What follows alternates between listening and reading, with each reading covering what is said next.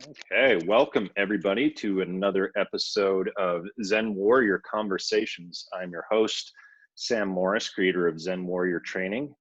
And I have as my guest today a very dear friend of mine. The accolades and the curriculum vitae is really is too robust to even be able to scratch the surface of. If you want to really jump into him, you're going to have to look at Dr. Mark Goulston's Wikipedia to learn all about everything that he's been involved with. And he's been a clinical professor of psychology at UCLA. Psychology or psychiatry? Psychiatry. Psychiatry. Yep. I'm sorry. Yeah, psychiatry at UCLA. He is a trainer for multiple Fortune 500 companies. He has been an FBI hostage negotiator. He has written multiple books on the topics of psychiatry. He has been considered multiple times one of the top psychiatrists in America. And I think most importantly, he happens to be one of the most empathic and kind and thoughtful individuals I have ever met. And I am honored to call him a close friend, Dr. Mark Goulston. Well, it can only go downhill from that.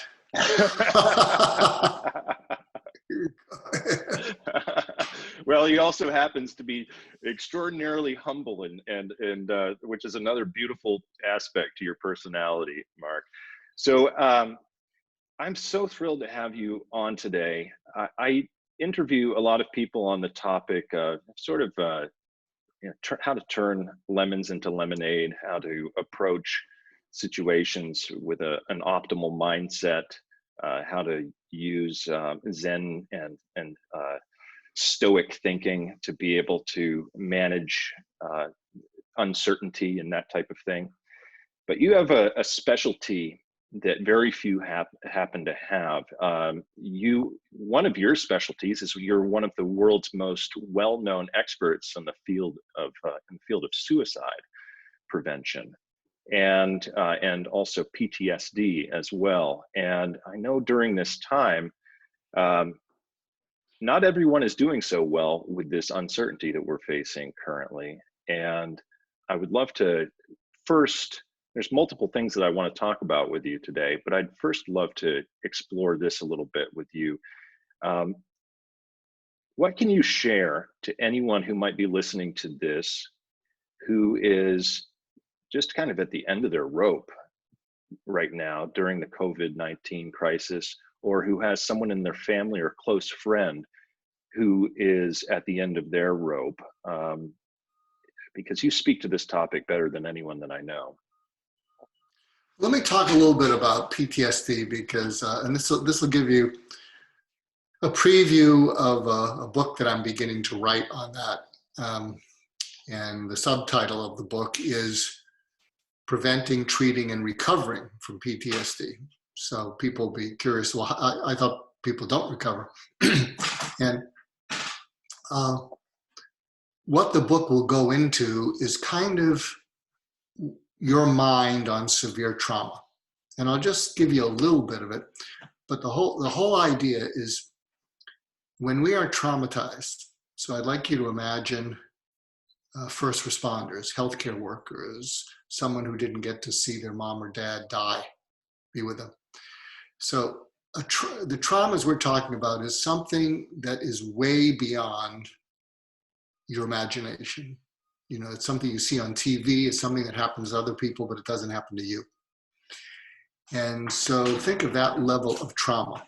Now, for some of you listening in, it might be, hey, I feel that way, and all that's happened to me is I've lost my job, but so everybody defines their own trauma. But following a trauma of that size, and this is what will be the pivot point in the book, is what we call the horror, terror, fragile trifecta.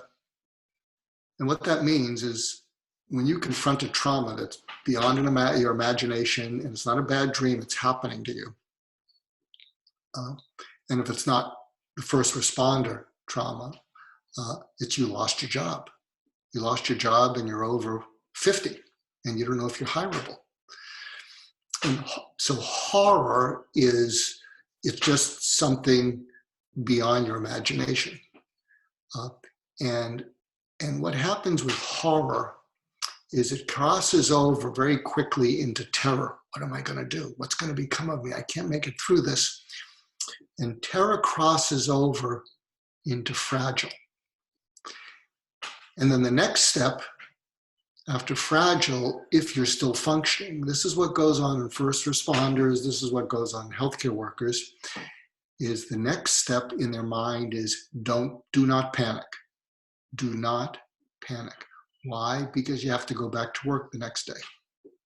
And so that's all built in, and it's built into people who are very duty bound, meaning they have a sense of duty. They're not going to abandon their responsibility. And so then what happens is when you go to do not panic, you push it down to get through the day. Suppress that energy. You suppress it, and suppressing it is exhausting. Mm-hmm. Suppressing it is kind of like, I use the analogy from technology. It's like the working memory in your computer. The working memory is what gets everything done. And maybe you'll have 16 gigabytes of that, but then you have a hard disk, which can be 1 or 2 trigabytes. And so our short-term memory or long-term memory, our consciousness or unconsciousness. So what happens is it takes enormous energy to suppress those feelings so you can function. Yes. Because if you don't function, push them down, you will panic. That's why you're doing it. Yes. Yes. And there's a point in which you say, I can't do it anymore, but something inside our mind then causes us to repress those feelings. So think of something going from your working memory on your computer into the hard disk. Now, how would you differentiate between suppression and repression? Well, repression is you don't feel as exhausted. So because it's exhausting to suppress your feelings. Mm-hmm. Repression is it goes into your unconscious, your hard disk, which is vast. Now the point is it doesn't just stay there doing nothing, it causes symptoms. So you'll start eating too much, you'll start drinking too much, you'll start doing compulsive behaviors, which are not that helpful. So the compulsive behaviors are the result of repressed feelings coming through. So it's not that they just lie calmly in your unconscious.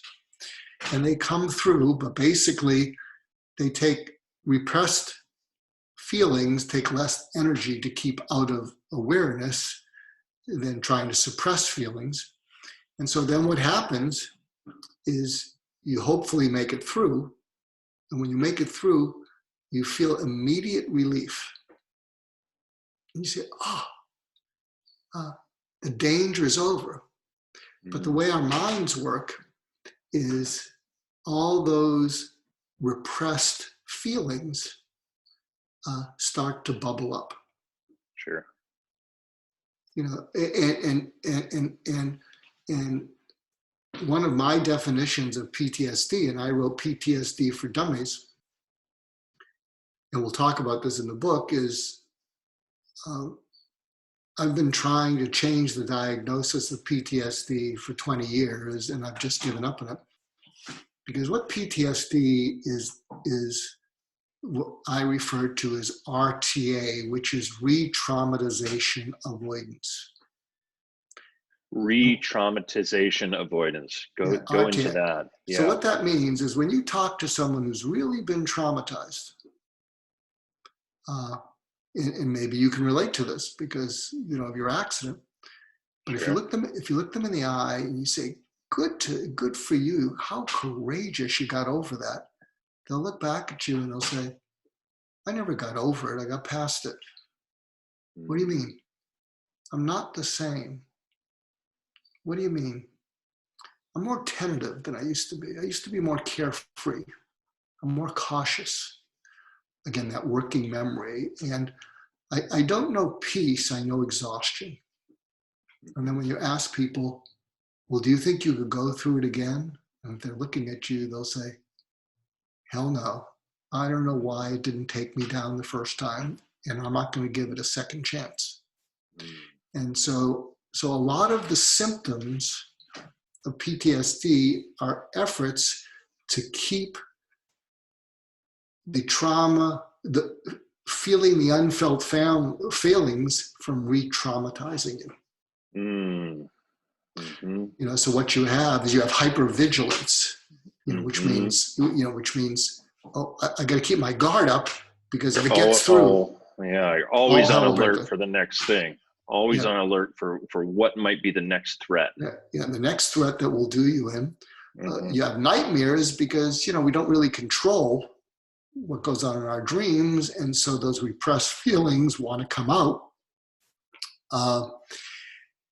We often have, with PTSD, you have flashbacks. So even when you're not dreaming, you know, you'll pass something and it will remind you of it, and you'll suddenly get a flashback. And then you do a lot of things to numb it. You drink more. You avoid social contact. You avoid anything that might trigger it.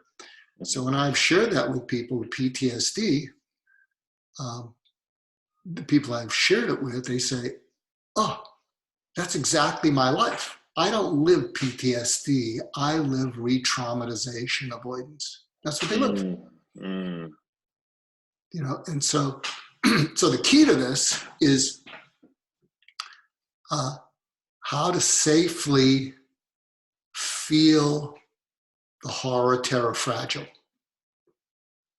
So in other words, you want to be able to bring that experience back up into your conscious memory and have the experience again, but without the charge that, or without the repression, essentially, without without the opportunity for suppression. Is that what you're saying?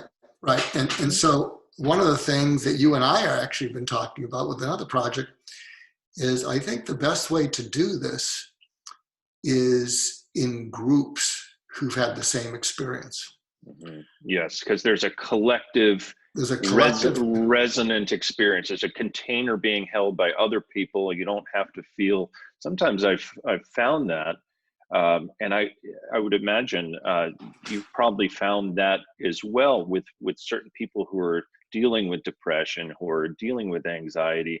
It's like they feel like they're the only ones in the world dealing with this degree of depression. I feel like I'm more fucked up than anyone else out there. Yeah, and the tendency, because they're just trying to stay on top of it, they'll say, I don't want to go to group. I don't want to hear someone else's problems, yada, yada, yada. Right. But the problem with just being isolated or talking to one person about your problems, who's like a therapist, is they'll listen to you, but down deep, you'll discount what they say because in your mind, you'll say, well, it's easy for you to say you didn't go through it. Right. So I'll give you an anecdote, which I think I'm free to give. Years ago, I saw a woman whose only child daughter was viciously murdered. And I mean viciously murdered. The person who murdered her, an ex-boyfriend, shotgunned her and her. That's pretty vicious. Wait, when you said shotgun, suddenly the sound cut off. So can you repeat that? What happened is an ex-boyfriend who was stalking this only child daughter of this woman killed her with a shotgun, and the blast was so strong it took off the daughter's head and it landed in a tree. So imagine that. And it's your only child. Jeez, you told me this story once before, and it just chilling. It's crazy. It's hard to even be able to hear. And what happened is the perpetrator escaped to Canada and couldn't be extradited because the state it happened in was a capital punishment state, and Canada didn't have capital punishment.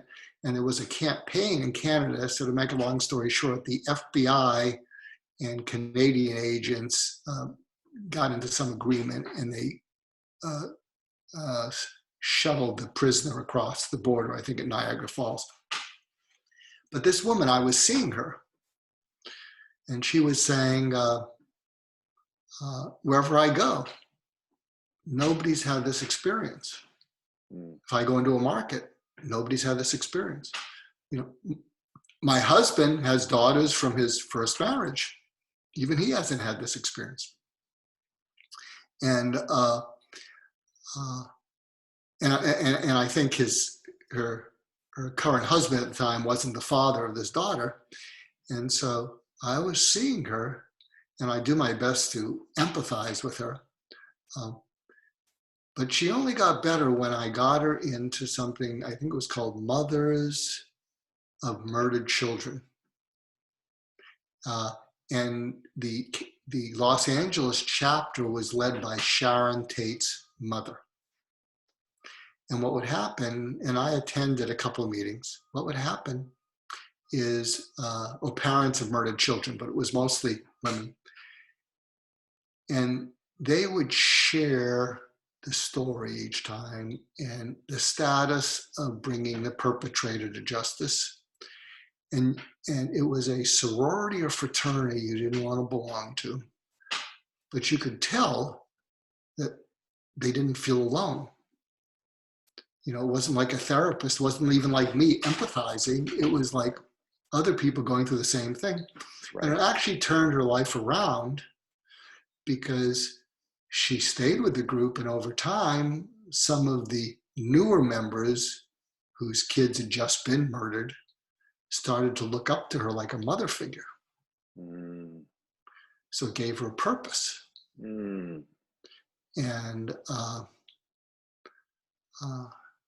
I was kind of flattered because someone who heads a trauma center at UCLA sent me a news clipping about the donation that this woman had made. And the news clipping, I mean, she mentions me. I mean, she mentions, you know, some life-saving work, but I wasn't asking for that, but it was kind of nice to see it in the news clipping. But the whole idea is, and I think this is true for veterans, this will be true for healthcare workers, is you go through the trauma as part of a fire team. When people don't know, people not in the military don't know what that is, but a fire team is, you know, we're on this mission together. But the problem is once you get PTSD, especially in the military, you're then just sent back home. Now, fortunately, with the internet, you're able to stay in contact. But a lot of times you don't. You go back home and you're surrounded even by your own family you don't understand. So I think what you and I are going to be doing is putting together a fire team of people with the idea of not just getting past PTSD, but if possible, getting over it by that collective sharing, especially of the horror, terror, fragile trifecta. Yes.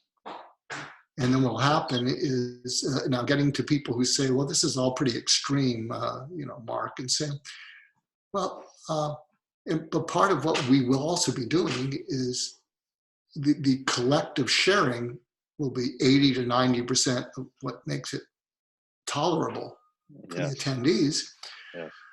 But there's other modalities that they can use, from meditation, mindfulness, EMDR, medication if necessary, all the other kinds of things. So it's not just going to be the collective empathic immersion, but the main part of it will be that, because as you start to hear other people sharing their stories, you relate to them. And as you relate to them, this is where we get into my little, some of my neuroscience. When there's a collective sharing, there is a surge of something called oxytocin. I was going to ask you about that, what the actual neurochemical behind this experience is. And yes, oxytocin. So the neurochemical, and if you look this up, and I'm guessing people listening in don't know this, but it's worth looking it up. Oxytocin is the neurochemical which enables people to bond. It's what helps new mothers bond with their screaming infant. And it's built into them because, you know, the reaction of that screaming infant without the oxytocin is to get angry at them. And sometimes, look, if you're listening in and say, oh, I've gotten angry at my kid. Did I screw them up? No, no, no. Cut yourself some slack. You're only human.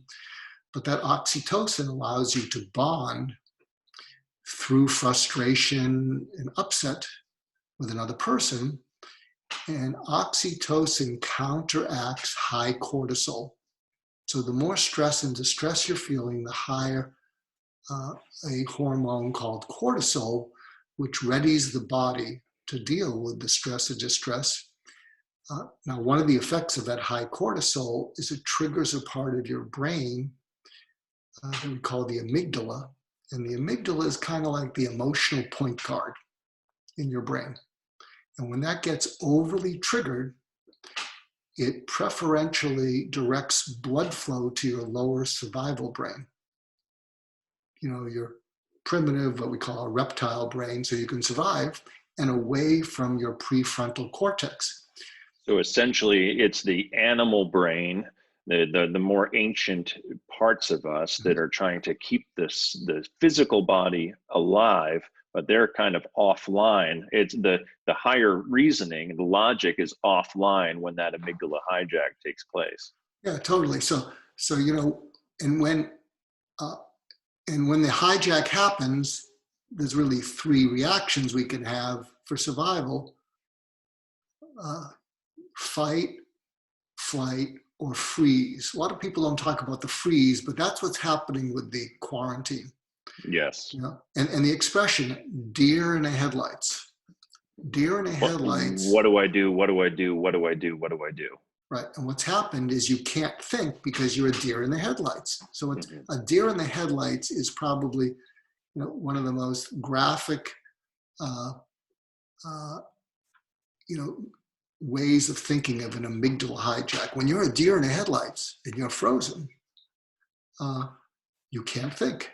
It's kind of like if you're, let's say, another analogy would be, let's say you're skating on thin ice, literally out there in some pond, and you hear a crack.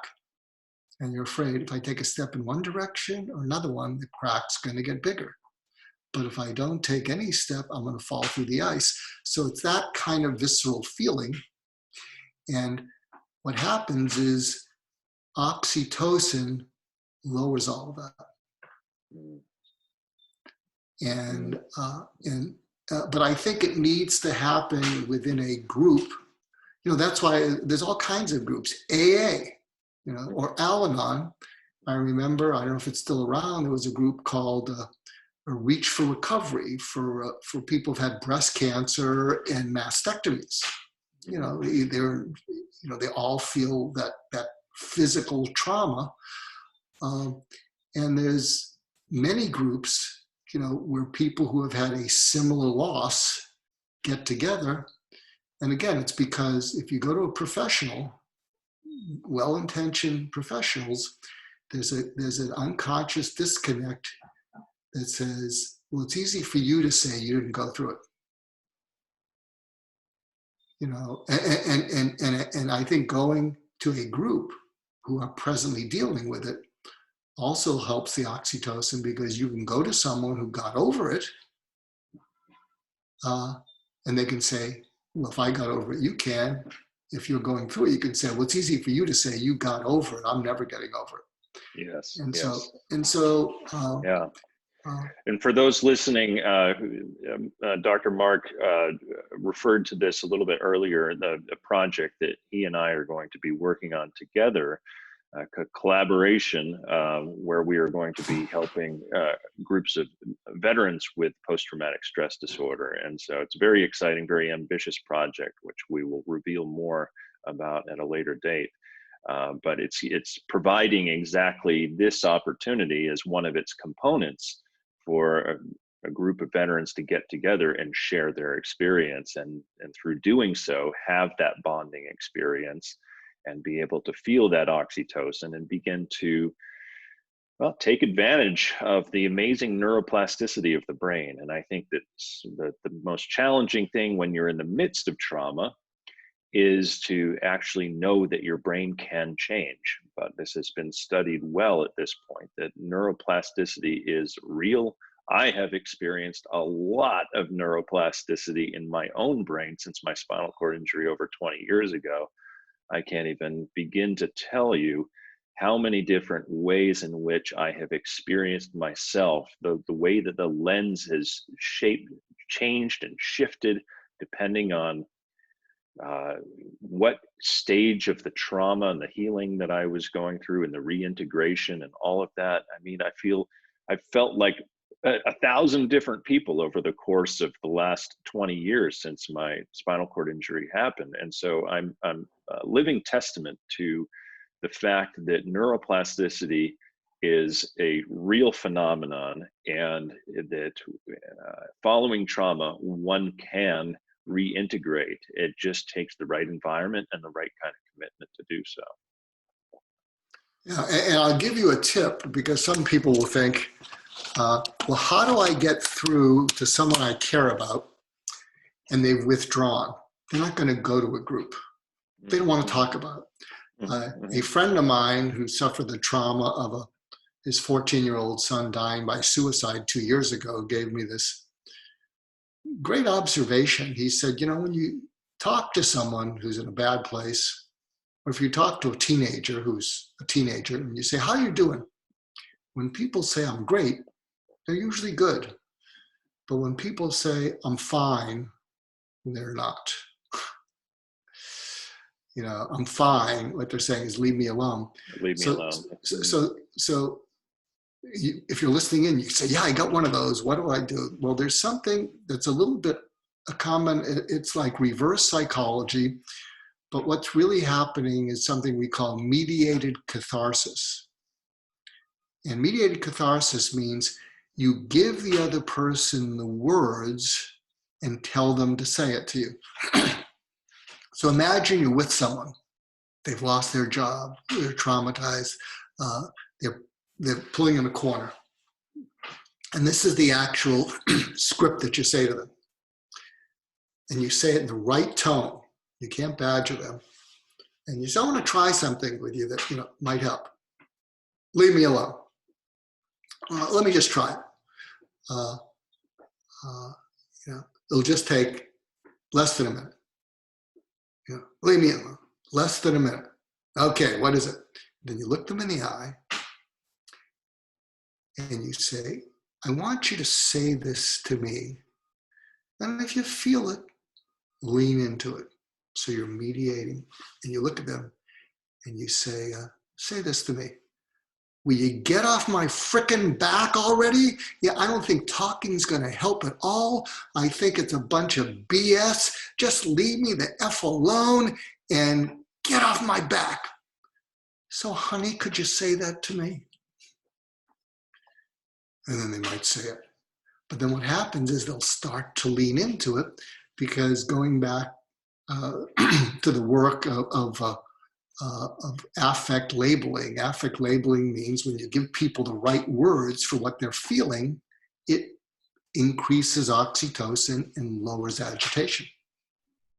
So you're mediating the catharsis, you're giving them the words. And you can actually use even stronger language than what I suggested. And if they say it because they're being resistant, would you get off my effing back and leave me alone? And you just say, come on, you know, give it your best shot. And then they get frustrated. Yeah, that's better. And what you're doing is you're inviting them to punch themselves out and express it. And what can sometimes happen is they will start to laugh. And the laughing is not because it's ridiculous, but they're feeling this relief. And see, normally they wouldn't do this. Normally, if they just said to you, without you inviting them to punch themselves out at you, if they were to say to you, leave me the F alone, get off my back, you'd pull away. You'd become the deer in the headlights. And you'd say, okay, but if you want to talk about it, you know, we can talk about it, you might feel better. But when you're taking charge of the conversation, you're putting a syringe into the agitation. So you're essentially inviting them to do exactly what you know they already want to say. You're saying, hey, just say this, and giving them that opportunity. So there's no opposing force, force of trying to fix them or make them better. Is that accurate? Oh yeah, totally. Yeah. In fact, add a little. We need a little levity in this dark conversation. So there's a not a technique, but there's an exercise that we've been giving to families who are quarantined and they're getting on each other's nerves. And the exercise, if they're quarantined and staying at home, is that every day between 4 and 4:15, we'll pick another time, everybody in the family gets to vent and use the worst language possible for 15 minutes. I hate my effing life. I hate my effing family. I never liked you. Blah, blah, blah, blah, blah, blah, blah, blah. And everybody gets the chance to do it. Well, you're just a little spoiled, blah, blah, blah, blah, blah. A lot of people have it much worse than, well, F you, Mom. And they do it for 15 minutes. Someone out there is going to be listening to this and turn this into a TikTok thing. They can post it on Instagram. Well, we come together, we come up with these ideas. And if you're listening to this, reach out to Sam. And because I don't know I know what TikTok is, but I hardly know what it is either. I've just seen it. It's the latest thing that everyone seems to be using these days. Yeah. I think they're using them for dance parties, but now I think maybe they'll be using them for venting parties as well. I think we can call it FU in place. Flip FU in place on TikTok. Coming soon. I bet people just watching that would get have a cathartic response. Yeah, we're FUing in place. Okay. Oh, that's good. Okay. Yeah. Hand your camera to the person next to you because I think you just had your shot. Love it. So yeah, so getting together once a day and just venting, just giving a certain amount of time to just let it all out. All those feelings that you've been holding back, let that shadow just go. Let it just do what it wants to do. Yeah, because when we go back to the horror, terror, fragile trifecta, as we said, when your amygdala is hijacked, there can be fight or flight or freeze. So that 15 minutes is the fight. Mm-hmm. So there's something about the fight that gets the adrenaline pumping and very quickly gets stuff off your chest. But the point is, if you do it in a setting in which the other people have not invited it, they're going to try and clamp it down, not calm down. I know you're upset. And then inside, you're going to mutter yourself, why did I even open my mouth? Mm. Yeah. Would you say that a lot of the reactions that end up causing damage in relationships are actually essentially because of the fact that these types of daily ventings just aren't allowed to occur, and people are sort of trying to avoid these types of experiences, and they're trying to avoid the shadow. They think that it needs to be suppressed, and then it turns into this really unhealthy reaction. It seems to me maybe part of what the problem is, the fear of the shadow, the fear of saying, that's not, there's no space for me to communicate that type of thing. And because there's no space, then the feelings just get suppressed until there's an unreasonable amount of reaction, and then all of that goes with it. Is that, would you say that totally, there's anything to that? 100%. Yeah. And for those of you listening in, well, if you've listened in to Sam, you know about the shadow thing, but for people who haven't heard it, what we're referring to is Carl Jung came up with this concept that our personality has a shadow, and our shadow are the dark thoughts and feelings we have towards other people, ourselves. And again, using the metaphor of suppress, then repress, we push them down because accept them about ourselves runs the risk of triggering incredible guilt and shame. And shame can cause people to self-destruct, can cause people to take their lives. They just feel such a sense of shame. And so, and here's the good news, if you're listening, everybody has a shadow. If you can just accept that you have a shadow, as long as you don't act on it, you're good to go. Everybody has a shadow. And it's very freeing to realize that, even if, like for instance, people wouldn't say this about me, my behavior, and I'm not even aware of it consciously, but I have a shadow where I'm petty, jealous, vindictive, chip on my shoulder, all these things. But I hadn't allowed myself to accept them because I felt ashamed of them. So this, by letting it out, it frees it. And again, if you're listening, everybody has a shadow. And as long as you don't act on it and do something destructive to others or yourself, you're good to go. And so you're saying give it an opportunity to come out on a daily basis, but give it a specific structure so that at 4:15 or 4:30 or whatever, for 15 minutes or whatever, shit just hits the fan for a while. You let that stuff out, you let it be honored and recognized. And so then there's a lot less of a chance you're going to be holding on to it and suppressing it throughout the rest of your day. Totally. So here's so I just changed the title for the TikTok thing to something more savory: shadow dancing. Shadow dancing. Oh, I like that. Oh, beautiful, beautiful, beautiful. Yeah, Now, there you go. I want to pivot us a little bit. This is excellent, Mark. I want to pivot us a little bit because I know that there's something that you really care about right now is a shift in the influencers out there from a male-based influential model to a more female-based influential model. And I want you to have the opportunity to speak to that. First of all, what's coming up for you? What do you envision? What do you see possible? And why is it that women hold the key?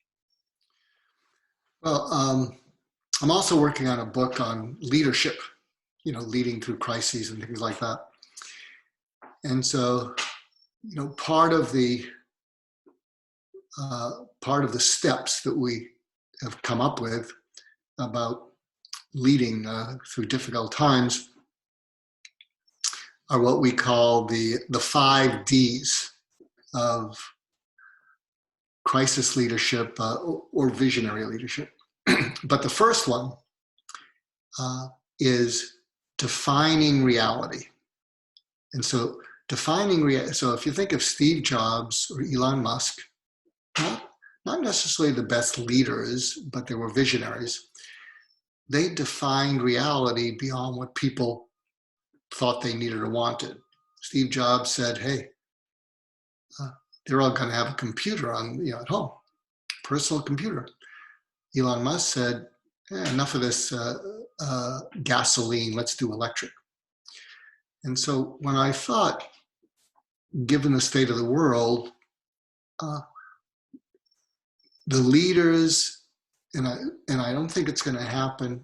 See, here's the grandiosity of it. It has to be a collective movement by the world, all the leaders, because it's not going to happen singularly.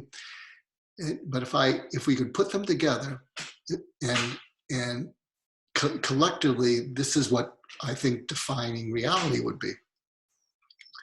A world in which everybody has at least adequate food, healthcare, housing, and some money to, go out and buy some stuff. Food, healthcare, and housing, because I'll tell you why. Without food, if you're starving, you get desperate.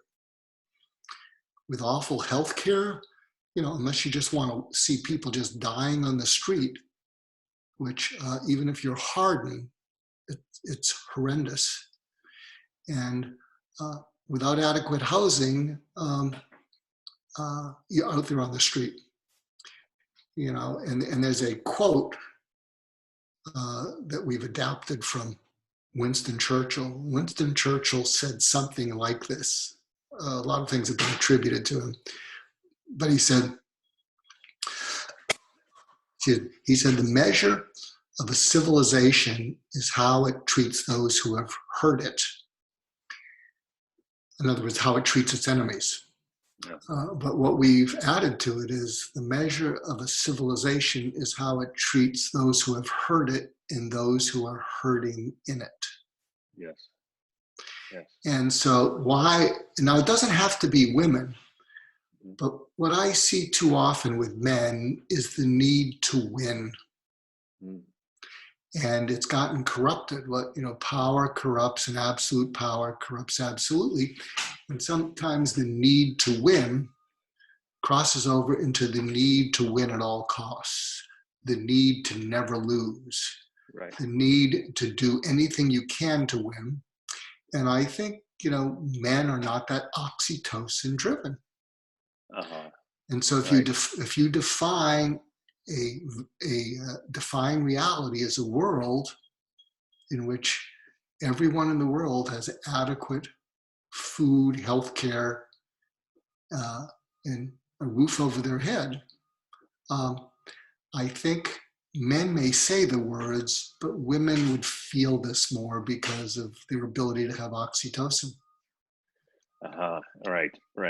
So if I hear you correctly, kind of moving from a paradigm where we hope that our leaders provide, even though our leaders aren't necessarily focused on providing, they're focused on winning, to a paradigm where nurturing, which was, I think of oxytocin as the nurturing chemical, where nurturing becomes a priority, nurturing those who need it, making sure that the needs of civilization are being met. Now for those who out there who are skeptical about this and might say, oh, Mark's talking about communism or something like that, how would you differentiate what you're speaking to from something that might bring up those types of fears of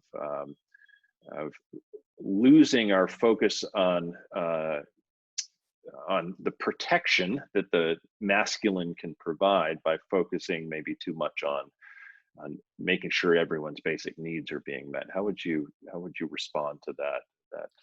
Well, what I would do is I would say, if you're in the zero-sum game of communism versus capitalism, you don't want to be part of this movement.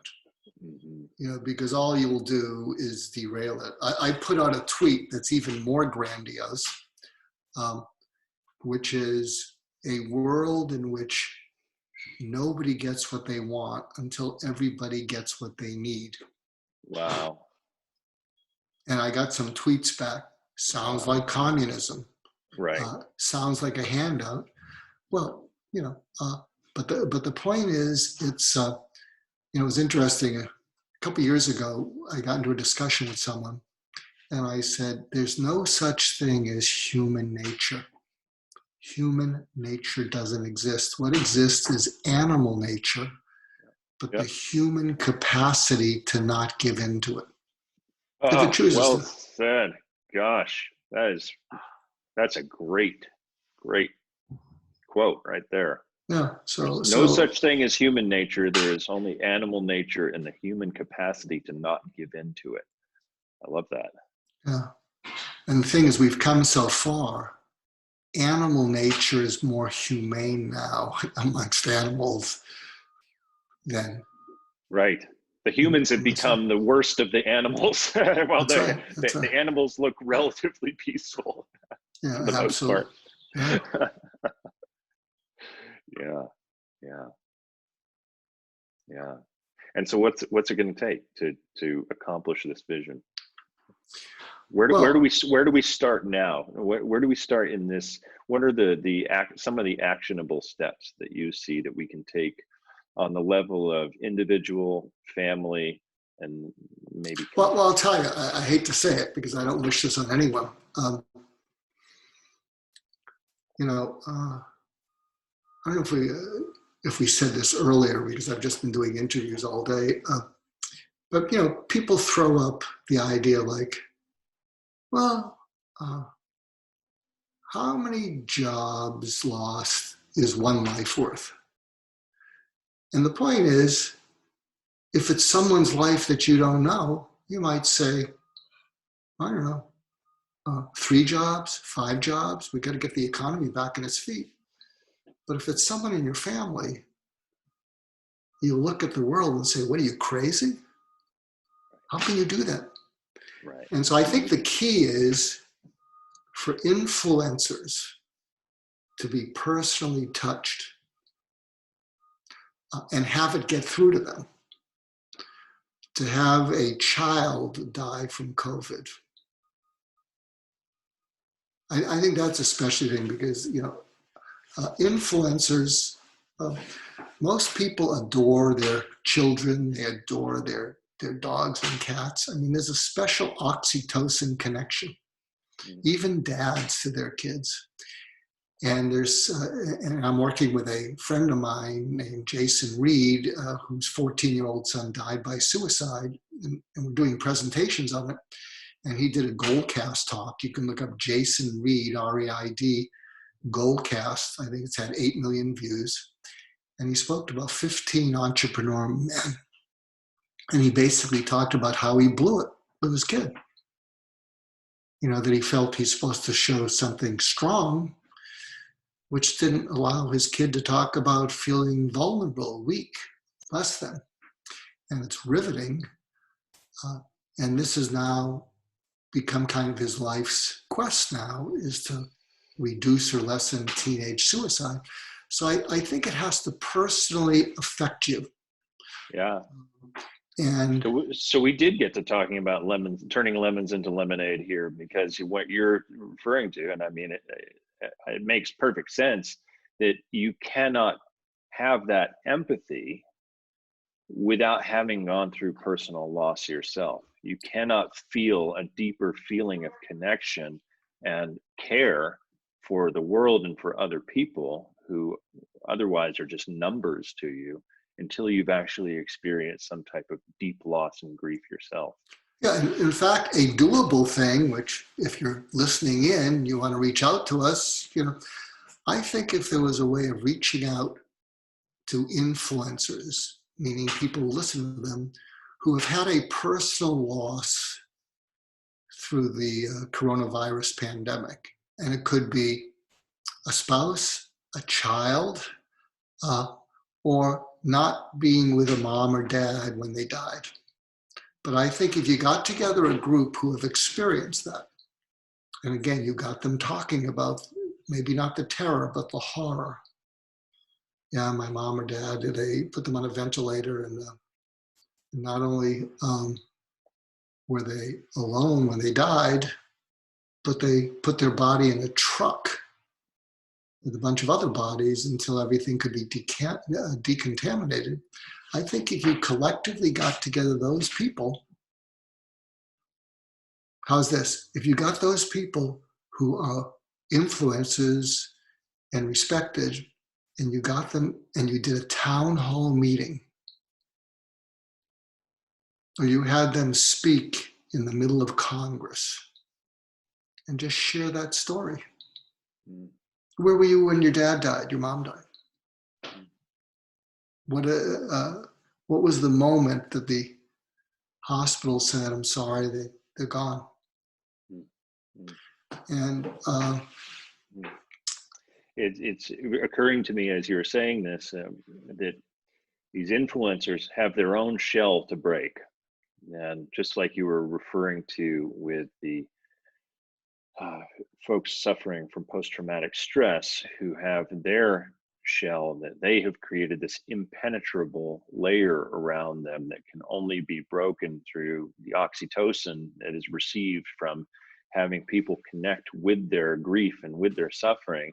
In the same way, a lot of influencers, I know a lot of people, I mean, you and I both know a lot of very influential people who have very hard shells. And you look under the hood, and there's a lot that they're not saying. There's a lot that they're not feeling, and so I hear there's a direct connection between what we were talking about earlier and what we're talking about now with these influencers, where it's like maybe there's an opportunity to let go of some of this sort of ego-based domination that comes with trying to uphold this firm shell and structure and way of appearing in the world. That all that ego is on the influencer's part is because I need the notion that I need to show up and appear to the world as this strong and impenetrable person. In the meantime, they've got all of this stuff inside that is just killing them. And that's why the shit. That's why you need something sadly tragic to penetrate the shell. And I can tell you, having been a suicide specialist, and I had a pretty good track record, but I've also dealt with families who had lost someone to suicide. Families never get over it. And often leads to divorce because they can't look at each other, the mother and father, without being reminded of it and all the guilt and shame and blame. But I can tell you, for those hard-shelled men, when should that happen, they feel this sense of they blew it. What did I do wrong? It's tough to say, oh, it was his own fault when your daughter or your son are no longer there. Yeah. Anyway. Yeah, Mark, amazing conversation as always. I've never had a shallow conversation with you, and I don't expect that we ever will. You mean an undepressing one? Yeah. Well, I love your insights and everything that you have to offer, and I think your presence here today is such a gift to this audience. Where can people follow you, find out more about you, projects that you're working on, your podcast, anything that you would like to talk about right now before we close? Well, if you go to my personal website, markgoulston.com, markgoulston.com. Glad I had trouble spelling it.